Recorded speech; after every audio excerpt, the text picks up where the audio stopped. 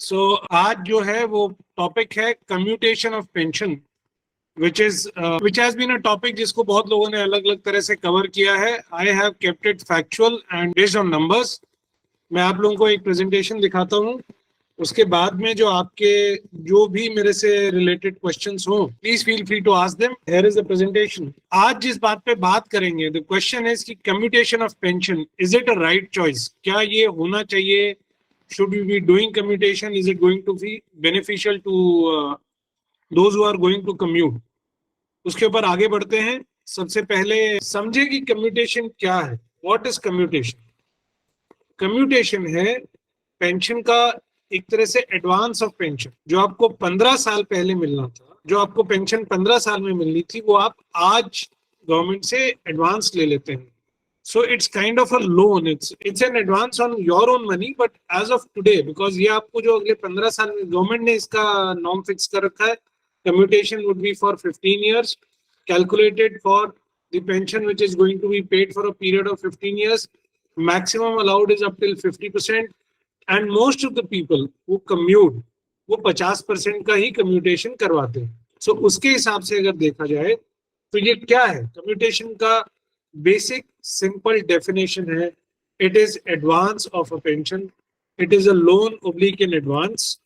And इसकी जो calculation होती है कि आपको कितना कम्यूटेड अमाउंट मिलना चाहिए, वो डिपेंड करता है आप किस एज पर कम्यूट करवा रहे हैं. जितना आप यंग है, जितना आपकी एज कम है, उतना ही आपका कम्यूटेशन का जो अमाउंट है परसेंटेज टर्म्स में वो आपको ज्यादा मिलता है. मतलब कि आपकी जो लोन का इंटरेस्ट है, जिस इंटरेस्ट पे आप कोई एडवांस मिलता है, वो आपको ज्यादा मिलता है, मैक्सिमम मिलता है जितना आप यंग होते हैं.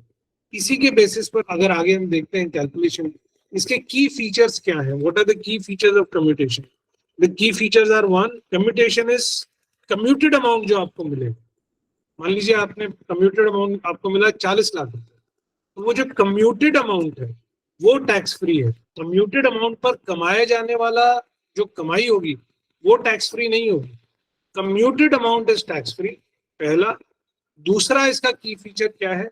जो आपका डियरनेस अलाउंस या डियरनेस रिलीफ, जिसको डीए बोलते हैं, उसकी जो किश्त है वो आपको पूरी पेंशन पर मिलती है, कम्यूटेड अमाउंट पर भी मिलती है. मान लीजिए आपकी पेंशन 100 रुपए है, आपने 50% कम्यूट करवाया, 50 रुपए आपका कम्यूटेड अमाउंट हो गया, और आपको 42% का डीए मिल रहा था, तो आपकी पेंशन होनी चाहिए थी 142, अब होगी 50 plus 42, that is 92. So the entire commuted amount, I mean the DNS allowance is paid on the entire pension, even on the commuted amount. तीसरा, 15 साल पूरे होने पर ये ऑटोमेटिकली रिस्टोर हो जाती है. इसके लिए आपको कोई अलग से गवर्नमेंट को पिटिशन नहीं करना पड़ता है, या कोई इसके लिए और कोई फॉर्मेलिटीज नहीं है. This gets credited or the full pension starts automatically after 15 years of having commuted the pension.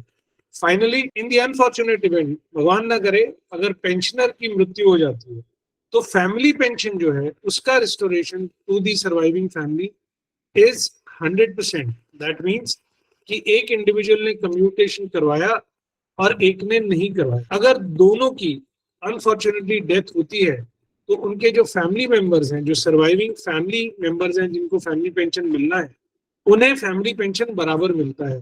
तो आप ये समझे, एक तरह से गवर्नमेंट जो है वो उतने पीरियड का जो कम्यूटेड अमाउंट है उसको फोरगो कर देती है, और किसी तरह की कोई रिकवरी फैमिली पेंशन से नहीं करती. अब नेक्स्ट है कम्यूटेड अमाउंट का कैलकुलेशन कैसे है. इसका कैलकुलेशन बहुत साधारण तरीके से होता है. जो भी आपका मंथली कम्यूटेड अमाउंट है, लेट्स से आपका मंथली कम्यूटेड अमाउंट है 50,000 रुपए, 50,000 इंटू 12, दैट वुड बी से 60 लाख रुपीस. और उसके बाद में उसका परचेज वैल्यू, जो परचेज वैल्यू एज के हिसाब से डिफर करता है. अगर आपका परचेज वैल्यू 8.76 है तो 60 लाख इंटू 8.76. अगर आपका परचेज वैल्यू 9 पॉइंट समथिंग है तो 9 पॉइंट समथिंग. तो depending on what is the purchase value, उसके हिसाब से आपका कम्यूटेशन कैलकुलेट किया जाता है. परचेज वैल्यू जो होती है वो आपके नेक्स्ट बर्थडे के हिसाब से कैलकुलेट होती है. मतलब अगर आज मैं रिटायर हो रहा हूँ, मेरी उम्र 45 साल कंप्लीट कर चुका हूँ, और 46 मुझे नेक्स्ट बर्थडे आएगा मेरा, तो मुझे परचेज वैल्यू 46 बर्थडे के हिसाब से देनी पड़ेगी. जैसा मैंने पहले भी कहा था, जैसे जैसे उम्र बढ़ती है परचेज वैल्यू कम होती है, मतलब कि मेरे को कम्यूटेशन अमाउंट उतना परसेंट कम मिलेगा। इसको कैलकुलेशन से देखेंगे तो और क्लियर हो। सो आइए अब थोड़ा सा मैथमेटिक्स में जाते हैं। सबसे पहले हम इसमें करेंगे परचेज वैल्यू। 45 साल की उम्र में परचेज वैल्यू है 8.996। मैंने कुछ ब्रैकेट्स पे लिया। अगर आपको पूरा कम्यूटेशन का एग्जैक्ट परचेज वैल्यूज बिल्कुल एज वाइज 46, 47, 48 देखती है, गूगल पर सिंपली सर्च कीजिए कम्यूटेशन परचेज वैल्यू, आपको पूरा टेबल मिल जाएगा। उसमें से मैंने ये वाले फिगर्स निकाल लिए हैं। 45 ईयर्स की परचेज वैल्यू है 8.996। 55 ईयर्स की परचेज वैल्यू है 8.627। 59 ईयर्स की परचेज वैल्यू है 8.371 और 61 ईयर्स की परचेज वैल्यू है 8.194। मतलब अगर आपकी एज इनसे 1 साल कम है, 44 में है, तो आपको पहला फिगर एप्लीकेबल है। 54 अगर आपकी रिटायरिंग एज है तो दूसरा, 58 है तो तीसरा, और 60 है तो चौथा। कैसे कैलकुलेट होता है? तो यहाँ पर पहले हमने कैलकुलेट किया 45 साल की। अगर आपकी उम्र 45 साल है और आपका बेसिक जो है वो 1,55,900 रुपए है, आपका मिलिट्री सर्विस पे 15,500 रुपए है, तो आपकी पेंशन, आपका टोटल हुआ 1,71,400 रुपए। आपकी पेंशन 50% पर कैलकुलेट होती है। आर्म फोर्सेज ऑफिसर्स को आज की डेट में 20% के बाद में they are eligible for full pension which is 50% of the last drawn emoluments. Therefore, your pension is 85,700. इसमें हमने 50% कम्यूट करवाया तो आपका कम्यूटिंग हुआ 42,850। 42% is the present rate of DNS allowance या डीए, तो वो आपका बना 35,994 रुपए, 35,994। अब अगर आपने कम्यूट नहीं करवाया तो आपको पेंशन का पे आउट मिलेगा 1,21,694। अगर आपने कम्यूट करवाया तो आपको पे आउट मिलेगा 78,844। अब कम्यूटेड अमाउंट, आपको कम्यूटेड अमाउंट जो आपको tax free lump sum commuted amount है वो कितना मिल रहा है? वो है 46,25,743 रुपीज टोटल अमाउंट। मान लीजिए आप कम्यूट नहीं करवाते, अगर ये आप नॉन कम्यूटेड रखते तो 15 साल में आपको कितना पेंशन मिलता? तो आपको पेंशन जो 15 साल में other than what you are getting now, आपको मिलता 77,13,000। मतलब ये जो 46,25,743 रुपए आपको कम्यूटेड आज मिले, इसके बदले में instead of this you would have received 77,13,000 rupees over a period of 15 years. Therefore, for getting this lump sum today, how much have you paid in terms of interest to the government? 30,87,256. अगर मैं इसको 15 साल के reference में देखूं, then what has been my rate of interest which I paid to the government for obtaining this commuted amount? 4.34%. So मेरे को commuted amount, if I am 45 years of age, तो मुझे पीएमआर सीख करने पर मुझे कम्यूटेड अमाउंट का जो रेट ऑफ इंटरेस्ट गवर्नमेंट ने चार्ज किया है, दैट इज अप्रोक्सीमेटली 4.34%। अब कम्यूटेशन कैलकुलेशन करते हैं एक 54 इयर्स ऑफ एज पर। अगर मेरी एज 54 है, that is if I am superannuating as a colonel, यहाँ पर कैलकुलेशन हमने कर्नल के लिए करी है। If I am superannuating as a colonel, then what is my commutation? So my basic salary is 2,09,600. My military service pay is 15,100. My total becomes 2,25,100. My pension at 50% is 1,12,550. Commuted pension अगर मैंने 50% commute करवाया, then it is 56,275. DA again at 42%, which is 47,271. Pension पे out without commutation, अगर मैंने commute नहीं कराया तो मुझे पेंशन मिलेगी 1,59,820। अगर मैंने पेंशन कम्यूट करवाया तो मुझे पेंशन का पे आउट मिलेगा 1,03,546, 1,03,546। कम्यूटेड अमाउंट रिसीव्ड, मुझे जो लमसम मिलेगा कम्यूटेशन का वो कितना होगा? That would be 58,56,201। अगर मैं ये कम्यूटेशन नहीं कराता तो मुझे 58,56,201 के इन ल्यू अगले 15 साल में क्या मिलता? तो मुझे मिलता 1,12,95,000। That's right, 1,29,500, not 12 lakh, 1,29,500। तो मैंने इंटरेस्ट कितना दिया गवर्नमेंट को? मैंने गवर्नमेंट को इंटरेस्ट दिया 42,73,298। The rate of interest which I paid in this case, जैसा कि आप देख रहे हैं, एज बढ़ने से रेट ऑफ इंटरेस्ट यहाँ थोड़ा सा बढ़ गया। जो 45 ईयर्स वाले थे, अगर यहाँ देखेंगे इस फिगर को, द इंटरेस्ट वाज 4.34%, बॉटम में देखिएगा। और जब एज बढ़ के 54 हुई तो रेट ऑफ इंटरेस्ट बढ़ गया 4.90। इसी तरह से जो लोग और थोड़ा सीनियर एज में रिटायर होते हैं, if you are retiring at 56, if you are retiring at 58, और if you are retiring at 60, your rate of interest for buying और purchasing the committed amount would go, उसी हिसाब से आप देखेंगे तो वो आगे बढ़ आएगा। तो 60 इयर्स के एज में अगर देखेंगे the commuted interest which you pay to the government for this particular amount of receiving the commutation would be somewhere around 5.3 odd %. अब करते हैं इनकम टैक्स का कैलकुलेशन। यहाँ पर अगर हमने ये देखा है जी, हमने यहाँ पे 45 इयर्स वाले जो जनाब है उनके लिए जो शॉर्ट सर्विस कमीशन है, उनके लिए यहाँ पर हमने दो कैलकुलेशंस पैरेलल करी है। एक जब उन्होंने कम्यूटेशन करवाया और एक जब उन्होंने कम्यूटेशन नहीं करवाया। सिर्फ यहाँ पर जो एक थोड़ा सा लिबर्टी ली है वो ये है, we have assumed that this individual is going to come out and still work for the next 15 odd years. So if he's coming out at 45 years of age, he's going to come out and work for another 15 years, और हमने उनकी salary जो है वो calculate करी है 2 lakh rupees month के basis पर। These are very broad approximations, but people could earn higher or lower, but as a median figure we have taken 2 lakh rupees, and in addition the pension which is going to come to them. So अगर उन्होंने commute नहीं करवाया, a 45-year-old individual who is now out with a pension wherein he has not commuted the amount and he is earning an annual income of 24 lakhs other than the pension, the total income is 38,60,320. We have also made an assumption that this particular individual would be contributing towards AGIF, towards the PF of the new employer, or towards, I mean not AGIF, other insurance or PF or ELSS, etc. Basically जो उनके 80C के 1.5 लाख वाले savings हैं वो भी होंगे, वो कहीं ना कहीं NPS Tier 1 में भी अभी पैसा डाल रहे होंगे। पॉइंट बीइंग 45 इयर्स के जो इंडिविजुअल हैं इनके लिए हमने ओल्ड टैक्स रिजीम से कैलकुलेशन किया है, बिकॉज एज पर अस अगर वो अपने एग्जम्पशंस ले रहे हैं, हायर इनकम ब्रैकेट्स में है, so old tax regime would be more beneficial to this individual. So उसके हिसाब से अगर हम देखते हैं, सो इनका total payable tax in 1 year is 8,45,622 rupees, which is total tax in percentage इनकी टोटल इनकम का it is around 22% of, including the fact कि इन्होंने अपनी पेंशन को कम्यूट नहीं करवाया था। So his salary, his civil salary और his corporate salary and the individuals non commuted pension, उसके ऊपर ये लगभग 22% टैक्स देंगे।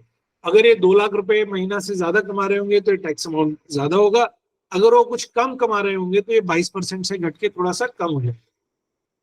इसी का जब साथ में दूसरा कंपैरिजन किया और वहां हमने देखा कि इन्होंने अपना अमाउंट कम्यूट करवा रखा है, तो इनकी जो टैक्सेबल इनकम है वो है 33,46,128 एज कम्पेयर, यहाँ से लगभग 5 लाख रुपए का फर्क आ गया। और उसके हिसाब से अगर हम देखते हैं तो इनका टैक्स परसेंटेज जो आता है वो 20.5% एग्रीगेट में, all other things being equal, मतलब उन्हें 2 लाख रुपए ही सैलरी मिल रही है, उन्होंने बाकी सेविंग्स और बाकी जो अपने एग्जम्पशंस हैं वो ऑब्टेन किए under the old tax regime. So अगर वो कम्यूट करवा करके टैक्स दे रहे हैं उनको 22% टैक्स देना पड़ रहा है, अगर वो बिना कम्यूट करवा के टैक्स दे रहे हैं तो उनको 20.5% का टैक्स देना पड़ रहा है। सो वो एक्चुअल टर्म्स में जब बात करते हैं तो वो टोटल पेएबल टैक्स का फर्क आ जाता है 8,45,622 माइनस 6,85,191, मतलब लगभग 1 से 1.25 लाख रुपए साल का टैक्स का फर्क है।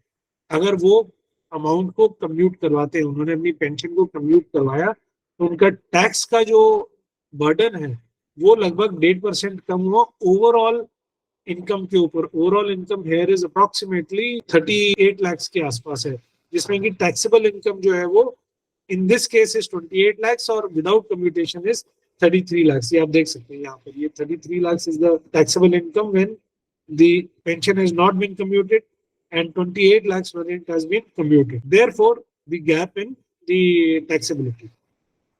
अब नेक्स्ट जो कैलकुलेशन है वो ये है कि इन्होंने इस कम्यूटेड अमाउंट को इन्वेस्ट किया. 45 ईयर्स के जो इंडिविजुअल है उन्होंने इन्वेस्ट किया. कम्यूटेड अमाउंट इन्हें मिला था 46,25,743, जो हम शुरू में कैलकुलेशंस देख चुके हैं. जब इन्होंने इन्वेस्ट किया, हमने बहुत बेसिक इन्वेस्टमेंट इनसे यहाँ पर कंसिडर किया, नथिंग फैंसी. इन्होंने ये इन्वेस्टमेंट किया किसी भी बैंक के फिक्स डिपॉजिट में. हालांकि आज थोड़ा सा बैंक के फिक्स डिपॉजिट्स का रेट ज्यादा है, but we have kept it at 4%. Assuming कि 15 साल में रेट्स कम होंगे तो एवरेज इनको बैंक के एफडी से 4% का रिटर्न हुआ. सो इससे उनका सालाना रिटर्न हुआ 1,85,029 rupees 72 paise. Therefore, his total taxable income is now 35,31,157 rupees 52 paise. When the commutation वाले उसको ऐड कर लेते हैं, तो भी इनको टैक्स के अंदर अभी कितना बेनिफिट है? He still is paying slightly less tax, approximately. अभी भी वो 1 लाख रुपए ओवरऑल साल का टैक्स कम दे रहे हैं. Approximately he is still paying 1% tax less on the total income. So therefore there is a saving here. उनको अभी भी, in spite of the fact that his commuted amount is just giving him 4% taxable return, his tax savings are more as compared to even if he is not commuted. अब next करते हैं income tax calculation for someone who is retiring at 54. We have taken an assumption here कि he is decided not to work again और वो अपनी pension से ही manage कर रहे हैं. So if he is managing with this pension, new regime का calculation हमने यहाँ पर किया, न्यू टैक्स रिजीम का, कि उनको वो किसी भी तरह का कोई other than the standard deduction is not taking any other deduction. So the taxable income के हिसाब से, न्यू टैक्स रिजीम के हिसाब से नॉन कम्यूटेड पेंशन के ऊपर टैक्स कैलकुलेट करते हैं तो टोटल टैक्स की परसेंटेज कैलकुलेशन आती है 14.11%. उन्हें 14.11% टैक्स टोटल इनकम पे देना पड़ता है, जो है 19,17,852. Again, we have assumed that he is now not making those savings towards ATC, NPS, etc. या हम वो exemptions नहीं ले रहे हैं as per the new tax regime. और उसके बाद में अगर हम इन्हीं को आगे देखते हैं, अगर इन्होंने कम्यूट किया है, so there is a considerable difference जो अब आप यहाँ पर देखेंगे. Under the new tax regime, if this individual has not commuted his pension, then the total tax percentage which he is paying on his overall income is 7.4%. Therefore, there is a considerable saving by having commuted the amount. इन्होंने commutation किया तो उसकी वजह से इनको काफी यहाँ पर saving हुई because he has not paid any tax. I mean, his tax burden has come down almost by overall by 50%. अब हम देखते हैं, अगर इन्हीं इंडिविजुअल का, ये जो 54 ईयर वाले इंडिविजुअल थे, इन्होंने अगर अपने अमाउंट को इन्वेस्ट किया और सिर्फ 4% का return same like bank FD से आ रहा है, तो इनको साल का 2,34,248, 2,34,248 rupees is what he has earned. Commuted amount was 58,56,201. Therefore, यहाँ इन्हें इसमें क्या फायदा हुआ? यहाँ पर इनको इसके अंदर अभी भी इनका tax burden is comparatively still lower by around 5.5% or about 5%. So his tax burden is still less in spite of the fact that his commuted pension is now giving him an investment. वो पुराना calculation was without investment. This is with investment, and investment, nothing fancy, no equity, no real estate, no debt funds. Basic putting this money in a bank fixed deposit. Any scheduled bank, 4%. 4% is easily available. This individual after certain time will also qualify for a 0.5% extra rate, which is the senior citizen fixed deposit rate. So 4% is a fairly balanced call here. Next, what is a financial understanding? Financial understanding 1. If you are commuting at the age of 45, one commuted amount is around 46 lakh. Interest paid, cost of money is 30 lakhs. Tax saving in 15 years, approximately 11 lakhs. At 4% return, 27 lakhs. Total gain 38. So you have approximately around 8 lakh rupees का आपको gain हुआ. Commuted amount at 54. आपकी commuted amount 58 lakhs. Interest paid, जो cost of money was 52 lakhs to the government.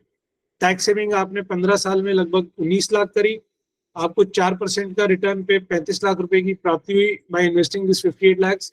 Net gain is around 12 odd lakhs. This is for individuals who are paying taxes on their incomes or who are eligible to pay taxes on their pensions.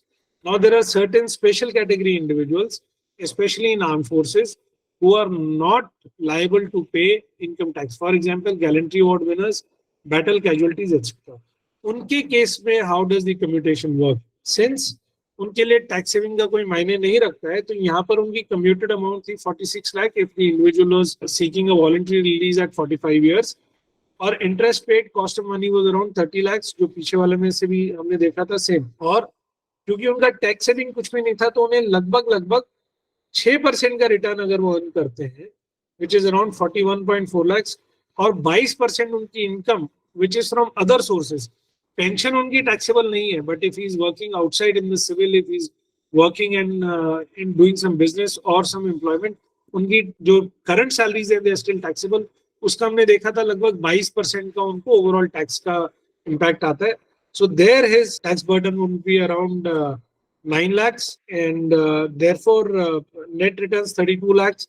सो अगर इनको ये अपने investment पर 6% के आसपास का return generate कर पाते हैं, तो he'll be able to beat the cost of having commuted.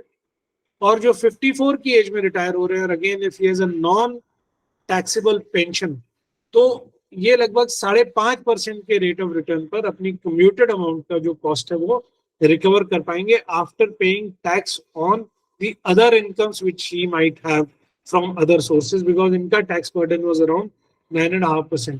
So I have taken very liberal calculations here.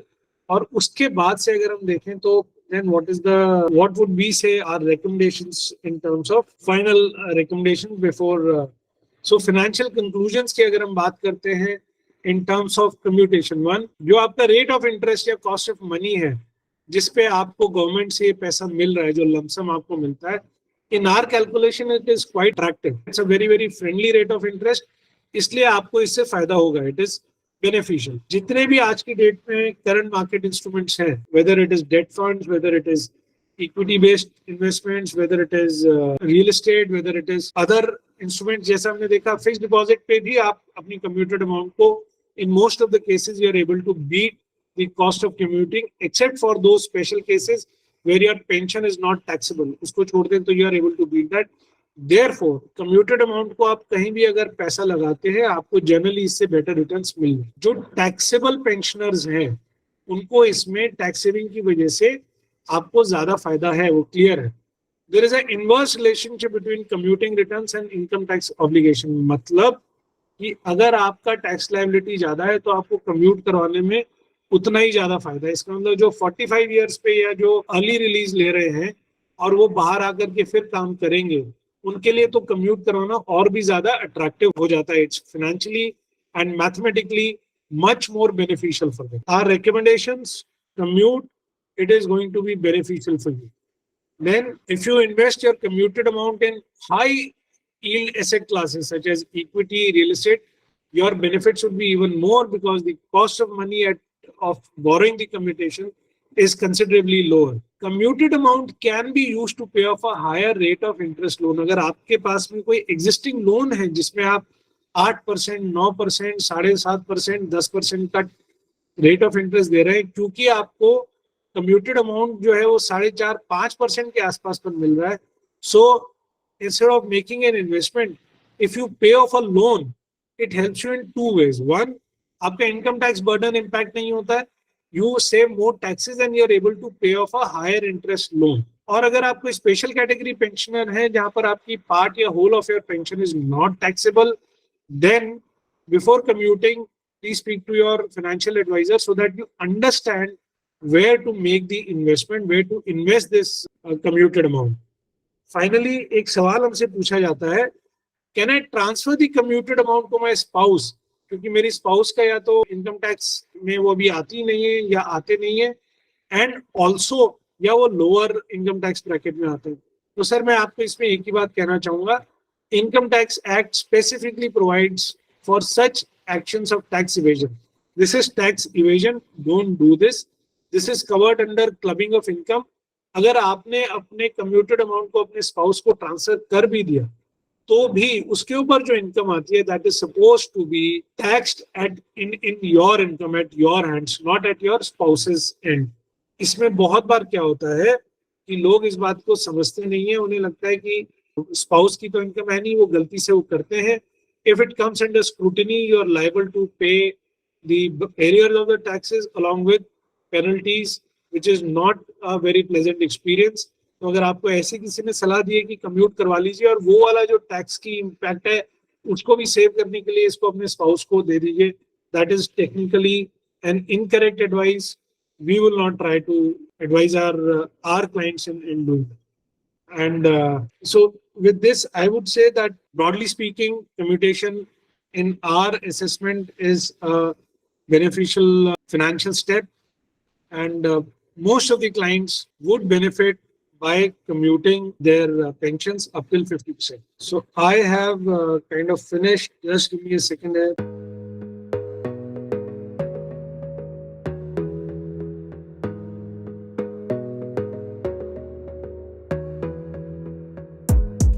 Gotta focus on yourself, on your faith, on your dreams, on your mind.